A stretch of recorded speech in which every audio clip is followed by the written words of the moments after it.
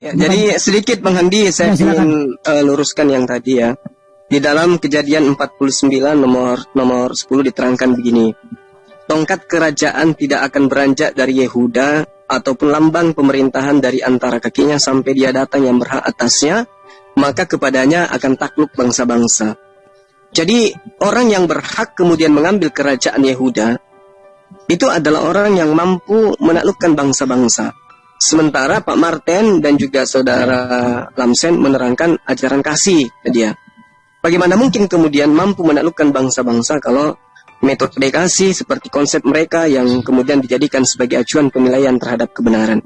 Nah, lalu kemudian tadi Pak Martin mengatakan bahwa miliaran manusia menerima ajaran kasih itu karena ajaran kasih itu sangat mulia. Ini adalah satu cara pembodohan publik yang sangat-sangat menurut saya sangat memalukan gitu loh. Kenapa saya katakan kalau teori kasih yang kemudian digaungkan oleh Pak Martin benar dipegang oleh miliaran manusia di muka bumi ini, maka tidak ada perang dunia pertama, tidak ada perang dunia kedua, tidak ada penjajahan terhadap Nusantara 3 abad lebih. Jadi ya saya rasa teori ajaran kasih cuma Pak Martin yang sendiri pegang. Ya, hanya sendiri pegang. Tapi itu pun gugur juga karena kenapa pada saat saya berdialog sama dia emosi juga, maki-maki juga. Jadi ajaran kasih itu yang seperti yang dijajakan Pak Martin itu hoax. Tidak ada itu ajaran-ajaran kayak begitu. Yang benar ajaran kasih itu menurut Yesus. Catat nih Pak Martin, Pak Lamsen. Ajaran kasih itu adalah taat. Kalau kasih kepada Allah, taat kepada perintah Allah. Kasih kepada Yesus, taat kepada ajaran Yesus. Kasih kepada sesama manusia adalah kasih kepada pedoman yang ditunjukkan oleh Allah dan Yesus tentang hubungan kepada manusia. Jadi bukan dibikin-bikin kasih itu. Oh, kasih itu adalah memaafkan. Kasih pipi kiri, kasih pipi kanan. Tidak kayak begitu ajaran kasih itu. Ya, ajaran kasih itu adalah ketaatan terhadap Tuhan. Jika engkau mengasihi bapakmu, maka engkau akan melakukan perintah-perintahnya. Yesus, jika engkau mengasihi aku, maka engkau akan melakukan perintah-perintahku. Jadi yang dikatakan kasih itu yang kayak begitu. Ya, lalu kemudian tuduhan terhadap Allah, katanya kejam dan seterusnya. Satu-satunya kitab suci di atas muka bumi ini, yang ketika membacanya diawali dengan kasih sayang. Bismillahirrahmanirrahim. Dengan menyebut nama Allah yang maha pemurah, lagi maha penyayang. Sangat luar biasa datanya. Itu berdata itu. Itu nggak dipungkiri kemudian. Lalu kalau dikatakan Yesus itu mengajarkan kasih, ya kita di Indonesia ini sudah kenyang dengan pengakuan bahwa Trinitas, Yesus adalah firman, Yesus adalah Bapa itu sendiri yang menjelma menjadi manusia. Kalau itu benar, berarti Yesus yang memerintahkan membunuh apapun yang bernapas. Ulangan 20 nomor 6. Tetapi dari kota-kota bangsa itu yang diberikan Tuhan Allahmu kepadamu menjadi milik pusakamu. Janganlah kau biarkan hidup apapun yang bernapas. Ini siapa yang berkata di sini? Siapa yang sebagai firman di sini? Siapa sang firman yang berkata di ayat ini? Ayo. Yesus kan? Dia harus diakui Yesus karena Yesus itu adalah Bapa itu sendiri. Berarti Yesus yang memerintahkan bunuh semua dengan pedang seisi kota. Jangan kau biarkan hidup laki-laki, perempuan, baik tua maupun muda, sampai kepada lembu domba dan keledai. Berarti Yesus yang mengajarkan itu kan? Nah, lalu kemudian poin kedua, kalau benar ajaran kasih itu kemudian dengan kasihnya Tuhan dia datang membunuh dirinya di atas tiang salib. Satu hal yang perlu dipahami oleh Pak Martin dan juga Pak Lamsen, khusus untuk orang tua saya, sahabat saya berdua. Kalau ajaran kasih itu seperti poin yang Anda jelaskan, dan Tuhan Yesus Anda itu maha pengasih, maha penyayang, dan Tuhan Yesus itu adalah Bapa itu sendiri, sebenarnya setelah Abraham itu melakukan kesalahan, saat itu juga dia tunjukkan kemaha kasih sayangnya, layaknya di Al-Quran. Allah menerima taubat Adam alaihi salam, itu baru Tuhan yang kasih sayang. Tidak kemudian memberikan dosa waris kepada Adam, lantas kemudian kepada keturunannya. Habis-habisan keturunannya dibantai oleh dosa waris. Kenapa tidak pada saat Adam jatuh ke dalam dosa, langsung kemudian ditobatkan, diampunkan dosanya, supaya hambanya yang miliaran manusia itu tidak membawa dosa waris. Itu pencerminan daripada kasih sayang. Tapi kalau di Al-Quran, Adam alaihissalam memanjatkan doa kepada Allah, kemudian Adam diampuni oleh Allah. Itu baru perwujudan daripada Adam, Allahnya, Tuhannya Maha Pengasih. Bukan begitu Bang Handi? Iya kan? Iya Bang Juma. Nah ini dia tidak menunggu dari beberapa tahun kemudian barulah ada pemaafan kepada Nabiullah alaihissalam. Padahal di dalam Al-Quran, di dalam surah Al-Araf ayat 23, ketika kemudian Nabi Adam alaihissalam menyeru kepada Allah, Rabbana zalamna anfusana wa illam taghfir lana wa tarhamna lanakunanna minal khasirin. Iya, Allah kemudian menjawab. Bagaimana kemudian Adam itu diampuni oleh Allah? Ini mah tidak. Nunggu manusia mati-mati bertaburan, kemudian miliaran manusia mati. Barulah kemudian pertobatan itu datang melalui kematian Yesus di atas tiang salib. Ini lucu, ajaran kasih apa ini? Tertunda bertahun-tahun, bermiliar tahun. Maha kasih itu, ya seperti dalam Al-Quran itu yang saya katakan. Bahwa Allah mengampuni Nabi Adam alaihissalam seketika dia melakukan kehilapan di dalam jannah.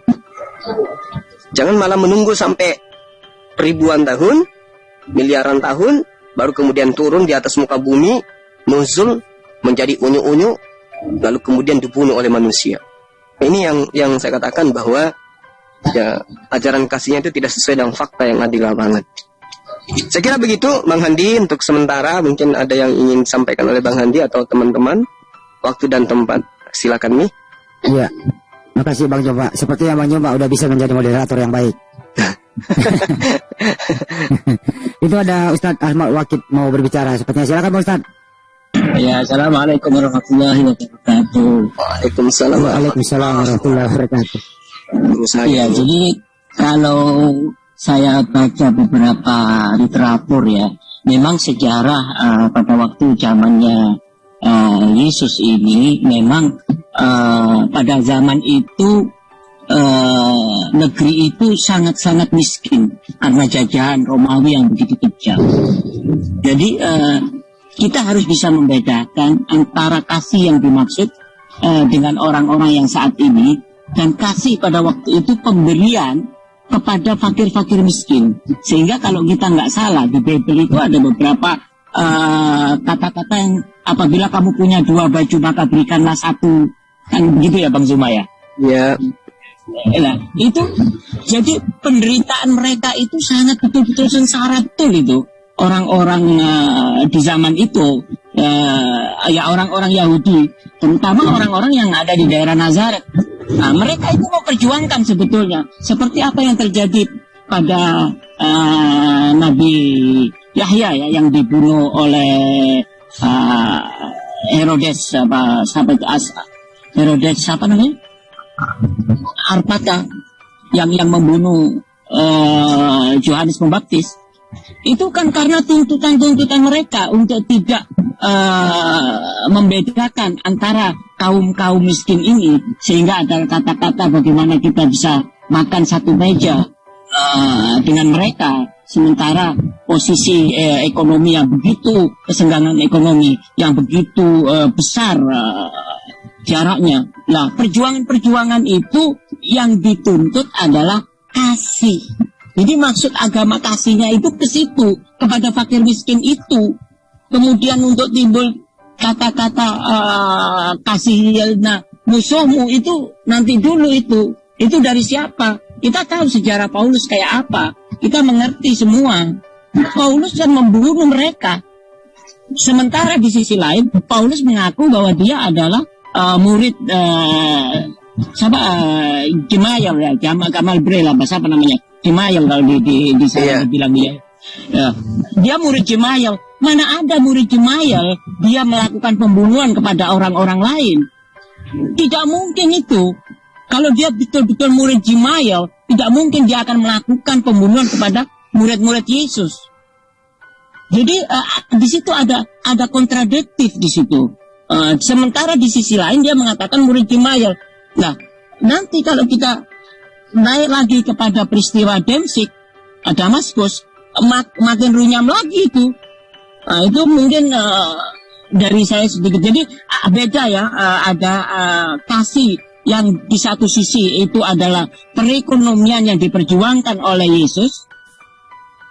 untuk umat-umat yang pada waktu itu betul-betul sengsara karena jajahan Romawi, dengan kasih yang diosong sekarang ini oleh orang-orang Nasrani yang saat ini, orang-orang Kristen yang saat ini. Jadi ada dua. Bagaimana menurut Bang Zuma? Silakan Bang Zuma. 5 saja saya. Iya, Ustadz. Jadi kalau kita berbicara mengenai kasih, lalu kemudian apa yang tertuang di dalam pengajaran Yesus itu sendiri di dalam kitabnya Sahabat Kristen, Yesus selalu menekankan kasih itu adalah mentaati perintahnya Dia. Kasih itu adalah mentaati perintah Allah. Itu pengajaran daripada Yesus. Nah, kemudian inilah yang tadinya menjadi tema utama dalam dialog saya dengan Pak Martin. Tapi Pak Martin dia yang milih tema tentang keotentikan Al-Quran dan juga Bible berdasarkan sumber. Tapi dia malah mengalihkan pernyataan-pernyataan dia terhadap kasih, dan kasih. Padahal tidak relevan di dalam kehidupan. Kalau Saya milih tema Bang Juma. Oh iya betul. Setelah beliau menyerahkan ke kita ya, temanya terserah dia kan. Nah, lalu kemudian yang Ustadz sampaikan tadi itu benar semua itu.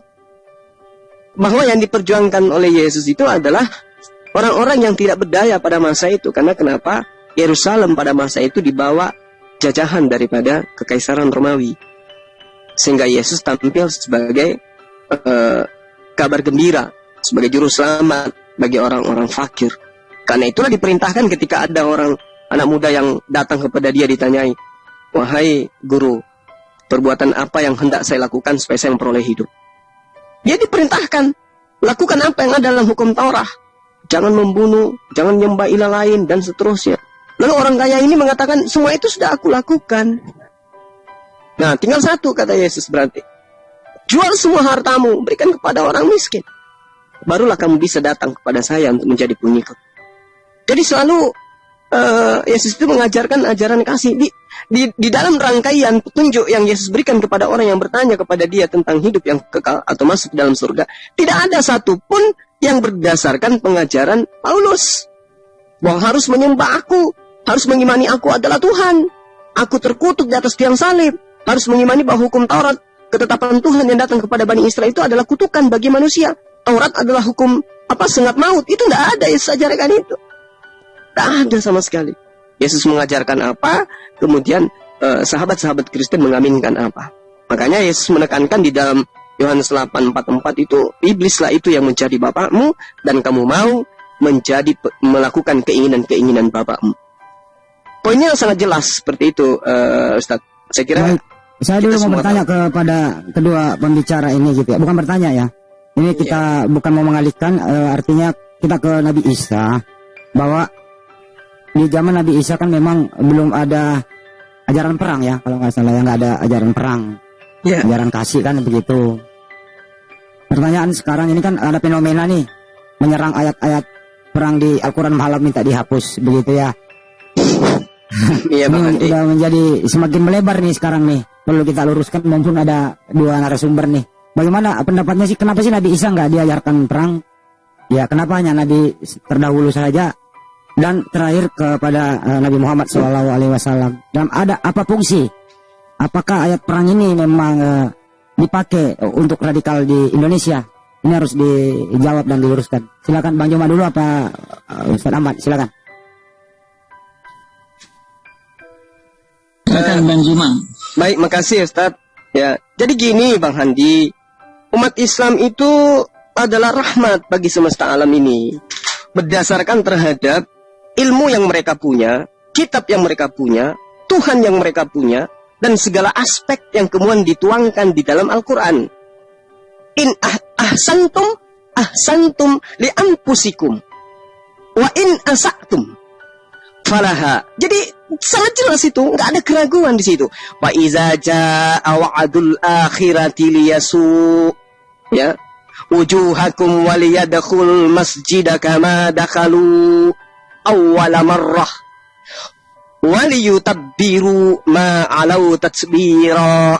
Jelas, jika kamu berbuat baik, kata Allah, berarti kamu berbuat baik untuk dirimu sendiri. Sebaliknya, dan jika kamu berbuat jahat, maka kata Allah, kerugian kejahatan itu untuk dirimu sendiri. Nah, lalu kemudian Allah menerangkan, yang mau beriman silakan beriman, yang mau kufur silakan kufur. La ikraha fiddin dalam ajaran agama Islam itu. Sehingga poin-poin yang terjabar di dalam kehidupan umat Islam itu, kalau dia sandarkan kepada Al-Quran, maka jelas dia akan pengasih terhadap siapapun. Ya, dia akan pengasih kepada siapapun. Sehingga diterangkan dalam Al-Quran, umat Islam itu kudu wajib duduk di dalam posisi innamal mu'minuna alladhina idza dzukirallahu wajilat qulubuhum. Itu poinnya.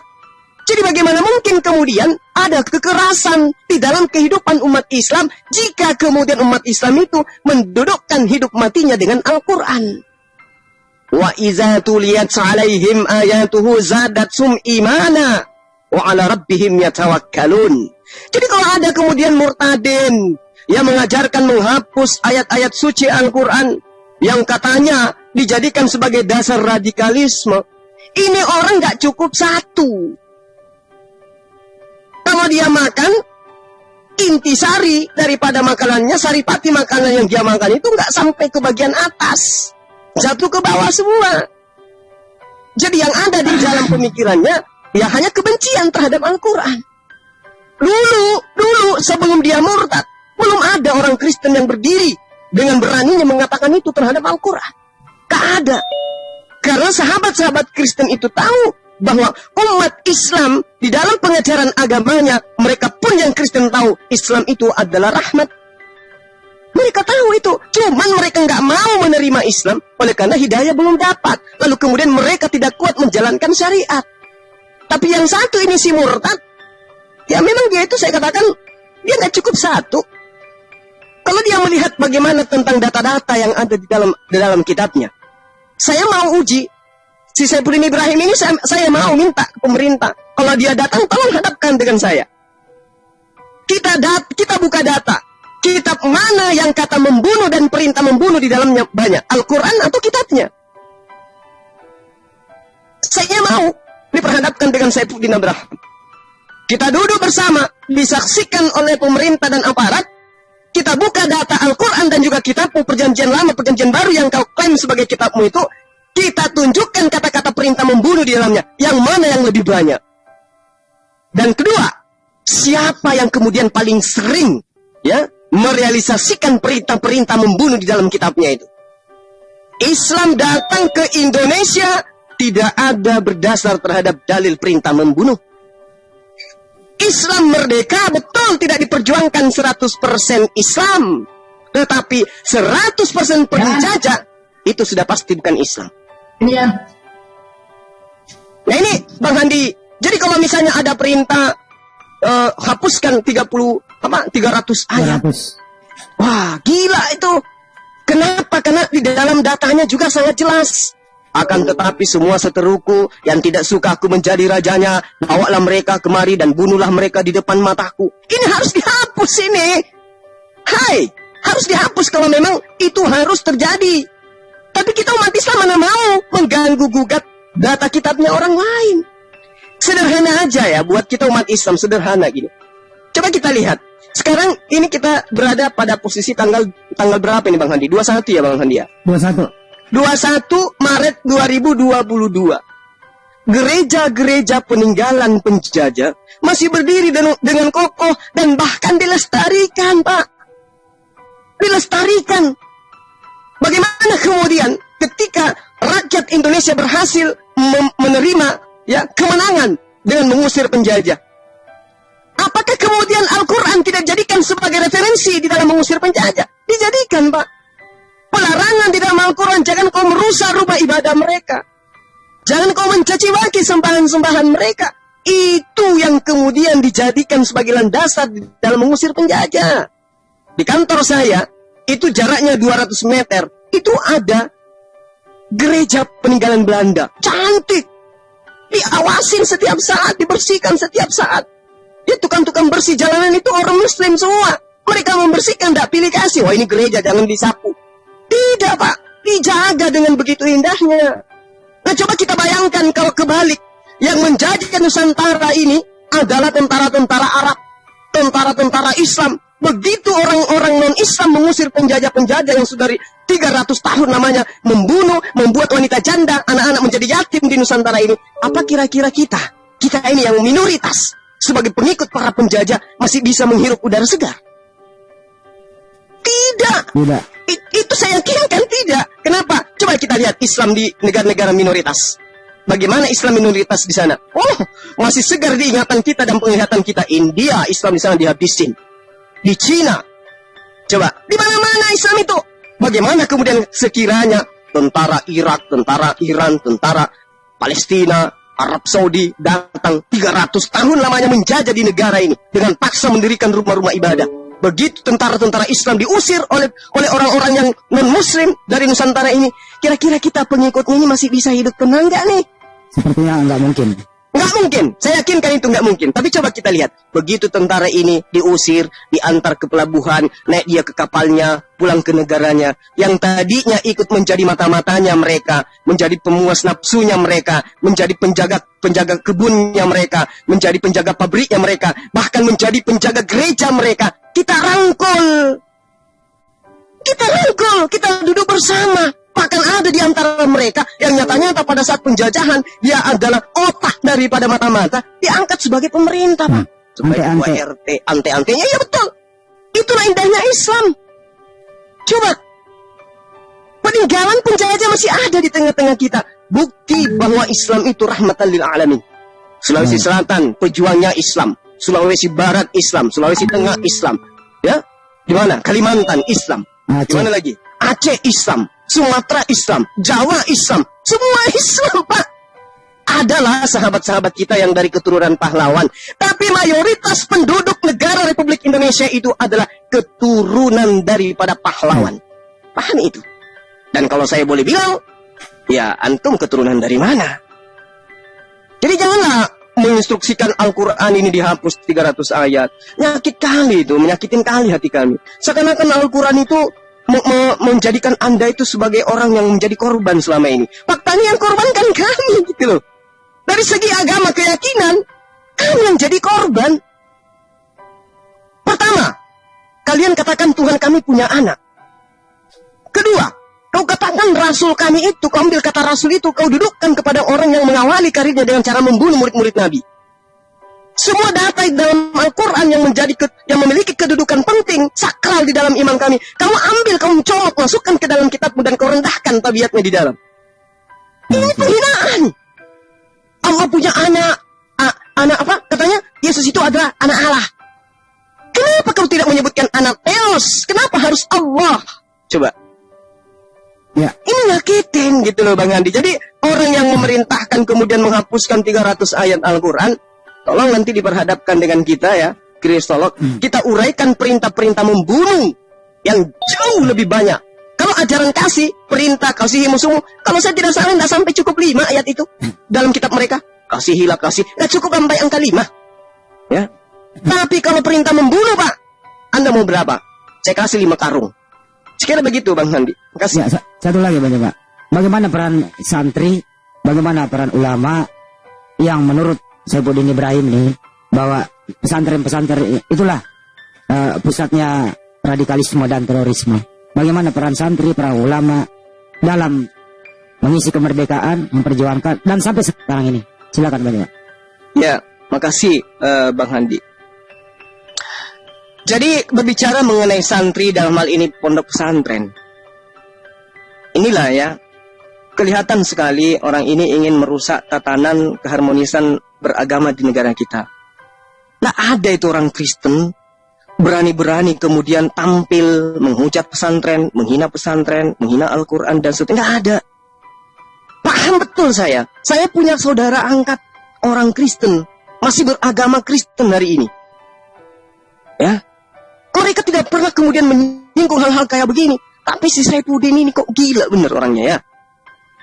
Indonesia ini sebelum merdeka itu sudah diperjuangkan oleh para santri dan para ulama. Mereka adalah insan-insan yang diorbitkan dari pesantren yang memperjuangkan itu. Lalu kemana barisan sekolah-sekolah yang non-muslim pada saat penjajahan? Kemana mereka? Lalu kemudian satu hal dalam mengisi kemerdekaan ini, kita melihat bagaimana santri-santri kita itu memberikan masukan input positif terhadap negara kita. Contoh misalnya, adanya perbankan syariah. Ya kan? Pegadaian syariah. Asuransi syariah. Nuansanya kemudian selalu mengacu kepada apa yang dihasilkan oleh pondok pesantren. Para ulama di dalam mengkaji hal hitung-menghitung, jual beli dan seterusnya, itu membuahkan sistem syariah yang kemudian menjadi salah satu andalan negara kita. Islam lo itu, Al-Quran lo itu, intisari daripada Quran itu, buahnya kita petik melalui apa? Sistem syariah yang membangun kemudian perekonomian di negara kita ini. Itu nggak bisa dipungkiri itu. Nah, lalu kemudian kalau kita balik tanya kepada mereka, apa yang dihasilkan dari kitabmu sebagai buah dari kasih yang bisa terpakai di dalam negara kita ini? Apa kira-kira? Tunjukkan kepada kita. Perpuluhan atau zakat? Coba. Yang digunakan oleh pemerintah kemudian perpuluhan atau zakat nih? Zakat sekali setahun. Tapi besar manfaatnya. Perpuluhan setiap bulan. Mana manfaatnya untuk negara? Tunjukkan. Nihil. Ini fakta. Ini fakta. Lalu kemudian zakatnya umat Islam, pajaknya umat Islam di negara ini. Kalau umat Islam itu ajarannya tidak kasih, maka umat Islam akan mengatakan, pajak yang kami keluarkan dari umat Islam yang boleh dibilang 90% itu khusus saja membangun kota-kota yang mayoritas Islam.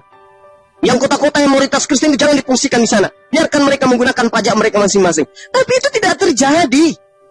Umat Islam jangankan melakukan itu, berpikir pun tidak. Karena Islam itu rahmatan lil alamin. Ya. Nah, kalau boleh saya mengatakan sekali lagi Bang Handi, santri-santri ini dari ide mereka merangkai, mengkaji, mempelajari siang dan malam tentang Al-Quran. Dan jujur saya katakan, saya juga ini biar begini saya juga mondok. 6 tahun saya di pondok. Saya tidak pernah mengenal apa itu pendeta, apa itu gereja. Nanti setelah saya lulus kuliah baru tahu. Oh, ini yang namanya Kristen, ada yang pendetanya, ada gerejanya, ada perpuluhannya, ada kitab Markus, ada Yohanes dan nanti setelah saya kuliah baru tahu tentang ini semua. Waktu saya di pondok, saya nggak mengerti apa itu tentang Markus, Matius dan seterusnya. Nggak pernah itu kita diajarkan. Nggak ada itu perayaan ajaran agama Islam di negara kita ini membawa-bawa kitabnya agama lain. Tapi di seberang, coba lihat, Natal baca ayat suci, Al-Quran digabung menjadi kitabnya mereka. Kitabnya mereka nyata-nyata di Indonesia menggunakan bahasa Indonesia, dibaca dalam bahasa Arab. Untuk apa? Supaya dianggap bahwa kitabnya itu ke-Islam-Islaman. Karena ada misi yang mereka ingin jalankan. Bukan akan, sedang mereka jalankan. Jadi sebenarnya siapa yang radikal di sini? Siapa kitabnya yang harus dihapuskan di sini? Islam begitu indah menyusun semuanya. Ya, perekonomian, budaya, akhlak, hubungan emosional antara pemimpin dengan yang dipimpin, semuanya tercatat dalam Al-Quran dengan indah. Nah sekarang kalau mereka ditanyai, oke lah kalau begitu Al-Quran salah, minta dong dari kitab kamu sistem ketatanegaraan. Di dalam kitabmu itu kayak mana? Tunjuk. Surah apa, kitab apa, ayat nomor berapa yang menerangkan tentang ketatanegaraan? Cinta tanah air adalah sebagian daripada iman. Tunjukkan. Ada nggak dalam kitabmu? Itu aja dulu poinnya. Jadi janganlah ya, teman-teman Kristen yang belum terkontaminasi dengan si murtadin, odong-odong yang tidak cukup satu ini, jangan mau. Kita ini sama-sama mengisi negara Republik Indonesia ini. Dengan perjuangan, dengan tetesan darah, dengan keringat, dengan olah pikir. Ya, kita jauh meninggalkan negara, kadang keluar negeri untuk mundur, maju, kembali ke negara kita, membangun negara kita. Tidak kemudian dilihat dari agama apa dia. Jadi jangan mau.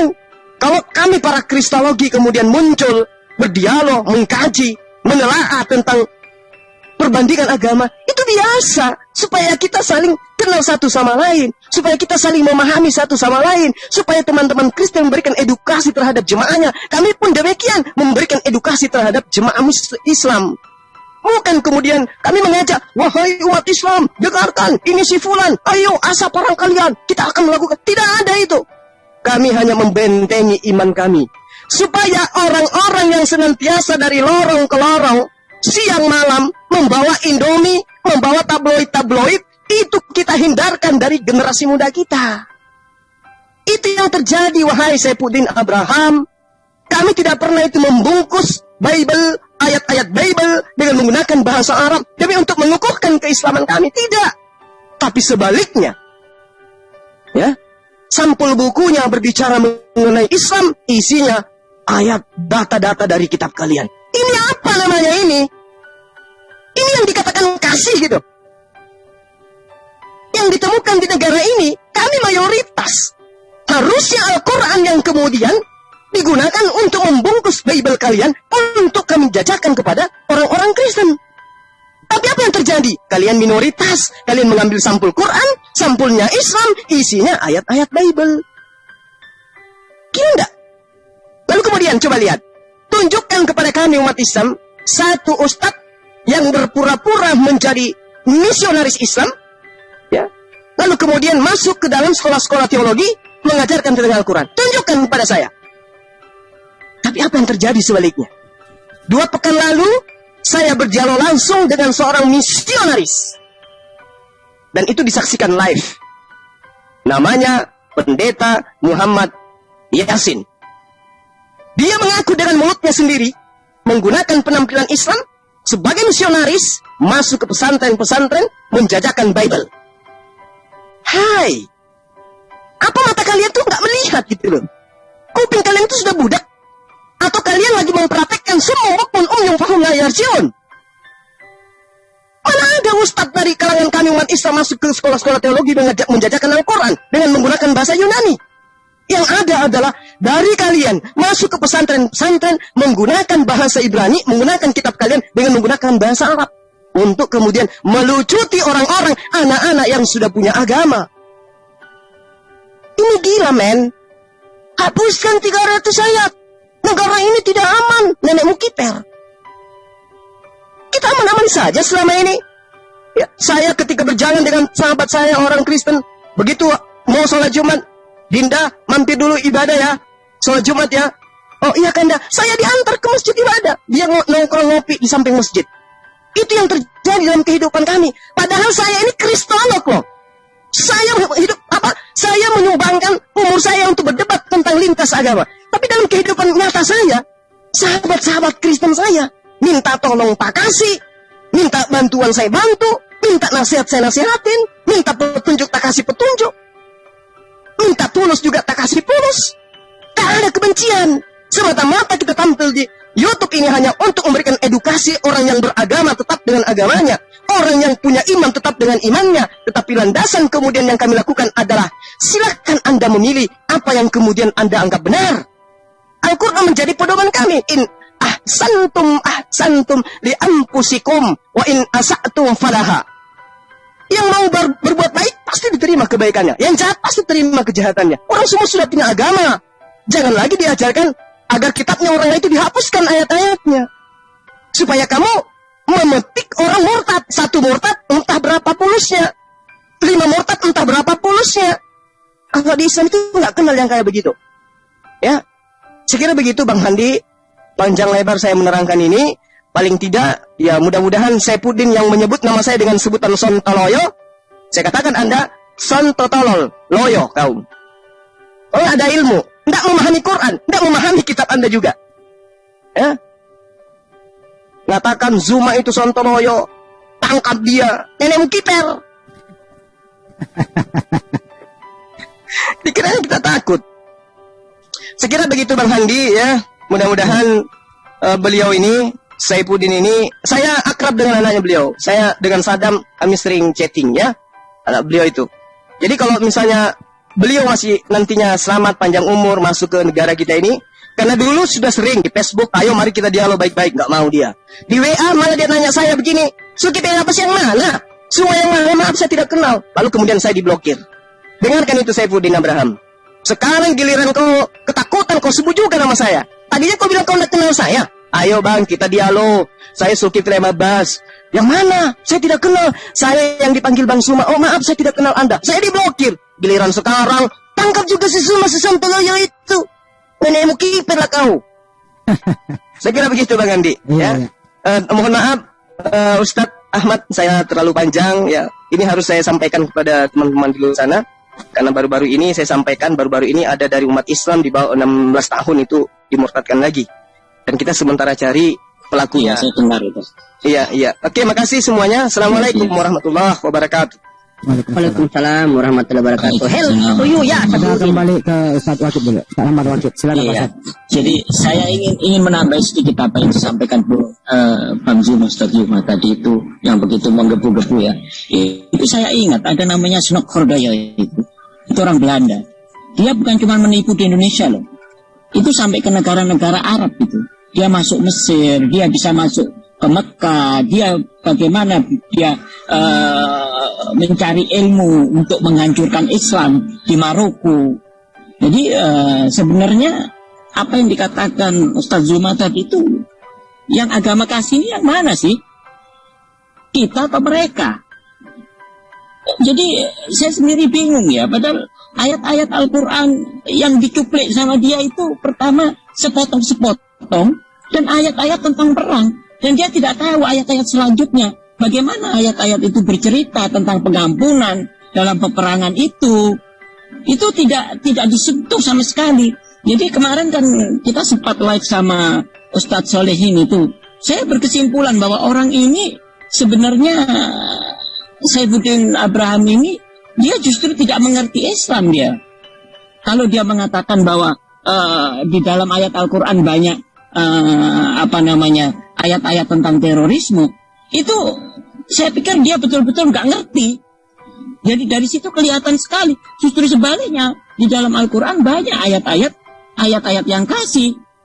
Ya ayyuhan nas, inna khalaqnakum min dzakarin wa untha wa ja'alnakum syu'uban wa qabaila lita'arafu. Inna akramakum indallahi atqakum. Innallaha alimun khabir. Itu ayat luar biasa itu. Banyak ayat-ayat yang luar biasa yang dia tidak cuplik. Ngawur sekali kalau dibilang ada ayat-ayat teroris. Coba suruh tunjukkan satu saja ayat. Di mana ayat teroris? Tunjukkan satu aja. Jangan dua, sudah satu aja lah. Wabtaghi fima atakallahu darul akhirata wa la tansa nasibaka minad dunya wa ahsin kama ahsanallahu ilaik. Berbuat baiklah kamu sebagaimana Allah berbuat baik kepadamu. Innallaha la yuhibbul mufsidin. Allah tidak menyukai orang-orang yang merusak. Apa ini bukan ayat kasih ini? Jadi saya pikir orang ini gimana sampai di dalam peperangan pun, apabila mereka sudah terdesak dan mereka menjadi tahanan, maka antarkanlah dia ke tempat yang selamat, yang bisa menyelamatkan dia. Itu ada di dalam surat At-Taubah. Bagaimana Al-Quran mengajarkan kasih? Di dalam peperangan, di dalam fikih, kita tidak diperbolehkan untuk merusak. Kita tidak diperbolehkan merusak tempat-tempat ibadah. Kita tidak boleh membunuh orang-orang perempuan, orang-orang tua, anak-anak kecil. Bahkan tidak boleh merusak pohon-pohon. Itu agama kasih. Jadi yang dibilang teroris, saya ingin tahu, suruh tunjukkan satu ayat saja. Nanti kalau dia kembali, suruh tunjukkan coba. 300 ayat teroris ini, jangan 300 dah kebanyakan. Tunjukkan satu aja. Kemudian suruh dia memaparkan. Kemudian bandingkan dengan pemaparan orang-orang Islam yang benar. Benar nggak bahwa itu ayat-ayat teroris? Jadi ini orang keblinger ini, keblinger. Kesian dia ini, kesian betul ini. Sekarang dia betul-betul masuk dalam lubang yang dalam ini. Sebelumnya kan dia pernah ditahan ya, 1,5 tahun kalau nggak salah. Iya Bang Adi, betul ya, pernah ditahan ya? Betul, udah, inkrah. Nah, ini sekarang dia masuk dalam ini. Ini masuk dalam betul dia ini. Saya khawatir nanti kalau dia pulang, masuk ke dalam penjara, habis diajar orang-orang penjara itu. Betul loh. Ini orang betul-betul sekarang ini dia betul-betul kena batunya ini. Betul-betul kena batunya. Silakan udah Bang Zuma sudah panjang lebar tadi sudah mewakili seluruh itu sudah keluar semua dari Bang Zuma. Dengan dari hati betul tadi dia cerita itu kelihatan sekali. Iya, menggebu-gebu. Bang Handi, satu ayat Bang Handi boleh Bang Handi? Silakan Bang Zuma. A'udzubillahi minasyaitonirrajim. Bismillahirrahmanirrahim. Wa ma arsalnaka illa rahmatan lil alamin. Dan tiadalah aku mengutus kamu, wahai Muhammad, melainkan sebagai rahmat, belas kasih bagi semesta alam. Ini tidak ada ayat seperti ini dalam kitab lain. Yang kita temukan kemudian dalam pengajaran kitabnya mereka, yang mereka katakan kasih. Matius 10 nomor 34. Jangan kamu menyangka bahwa aku datang untuk membawa damai di atas bumi. Aku datang bukan untuk membawa damai, melainkan pedang. Lukas 12 nomor 51. Kamu menyangka bahwa aku datang untuk membawa damai di atas bumi. Bukan, kataku padamu, bukan damai, melainkan pertentangan. Lukas 12:49. Aku datang untuk melemparkan api ke bumi. Dan betapakah aku harapkan api itu telah menyala. Ini berbicara mengenai mengobarkan perang. Akan tetapi semua seteruku yang tidak suka aku menjadi rajanya, bawalah mereka kemari dan bunuhlah mereka di depan mataku. Ustadz Ahmad, Afwan Ustadz. Siapa tuh Ustadz? Apakah ada di dalam Al-Quran? Kita terlepas daripada kajian daripada asbabul nuzul yang datanya sama seperti ini bunyinya. Akan tetapi semua seteruku yang tidak mau menjadi aku pemimpinnya, menjadi aku nabinya, menjadi aku rasulnya, bawalah mereka kemari dan bunuhlah mereka di depan mataku. Ada enggak Ustaz? Jawabnya la ikra'a fid din, lakum dinukum waliyadin. Subhanallah. Masya Allah. Ini baru ajaran kasih. Rahmatan lil alamin, wa ma arsalnaka illa rahmatan lil alamin. Diutus beliau sebagai rahmat. Kenapa disebut rahmat? Masalah ekonomi ada solusi. Masalah pernikahan ada solusi. Masalah militer ada solusi. Masalah utang piutang ada solusi. Masalah perbankan ada solusi. Masalah pegadaian ada solusi. Apapun solusinya ada di dalam Al-Quran. Itulah makanya Al-Quran itu disebut sebagai rahmat. Itu disebut sebagai rahmat. Jadi dalam Al-Quran itu tidak ada data seperti yang diterangkan di dalam kitab mereka. Akan tetapi semua seteruku ini yang tidak suka aku menjadi rajanya, bawalah mereka kemari dan bunuhlah mereka di depan mataku. Nah sekarang yang kita lihat gini. Tidak ada kemudian kami itu melakukan kekerasan dengan mengucapkan haleluya. Tapi kekerasan itu selalu diteriakkan dengan ucapan Allahu Akbar. Dia lupa bahwa setiap sendi-sendi kehidupan umat Islam selalu membawa Tuhannya. Bersin sebut Tuhannya, kaget sebut Tuhannya, jatuh sebut Tuhannya, bangun dari tidur sebut Tuhannya. Semua sendi-sendi dalam kehidupan umat Islam itu selalu berserah diri kepada Tuhannya. Wajar jika setiap sesuatu itu selalu membawa nama Allah. Ya mereka, pujilah Tuhan. Kapan memujinya? Cuman mengatakan puji, terus pujiannya apa? Dibilang maha suci kagak, dibilang maha tinggi gak pernah bilang, Allah maha suci tidak pernah, Allah maha penyayang gak pernah, Allah maha apa? Tidak ada itu. Cuman mengatakan pujilah Tuhan, Bapakmu. Terus pujiannya kapan? Kapan? Laksana gini, diajarkan kayak gini Bang Handi. Untuk kemudian masuk ke dalam masjid, bacalah Assalamualaikum. Atau dia katakan berilah salam. Nah, apa yang terjadi setelah mereka masuk ke rumah ibadah mereka? Salam, salam. Bacalah basmalah 3 kali. Basmalah, basmalah, basmalah. Itu yang terjadi kepada mereka. Pujilah Tuhanmu. Puji Tuhan, puji Tuhan, puji Tuhan. Padahal puji Tuhan itu maha suci Allah, maha besar Allah, ya, maha tinggi Allah. Itu baru pujian. Baca Al-Fatihah 3 kali. Al-Fatihah, Al-Fatihah, Al-Fatihah. Bukan begitu, koclok. Saya kira gitu Bang Handi, ya. Terakhir. Itu, ya silakan Bang. Terakhir hamdalah begitu ya. Iya betul. Silakan Ustaz Ahmad. Fadal Ustaz. Iya. Jadi ya memang mereka tidak mengenal ini. Kadang-kadang mereka juga bingung. Masa Nabi katanya sudah selamat kok masih minta didoakan. Padahal kita ini di dalam agama ini ada namanya ta'zim. Pengagungan. Kita mengatakan Allah subhanahu wa ta'ala maha suci dan maha tinggi. Begitu kita menyebut nama Muhammad sallallahu alaihi wasallam, kita menyebut nabi-nabi yang lain, kita bilang alaihi salam. Kita menyebut para sahabat radhiyallahu anhum, radhiyallahu anhu. Kita menyebut ustaz. Kadang-kadang kita bilang ustaz fadilatus syekh.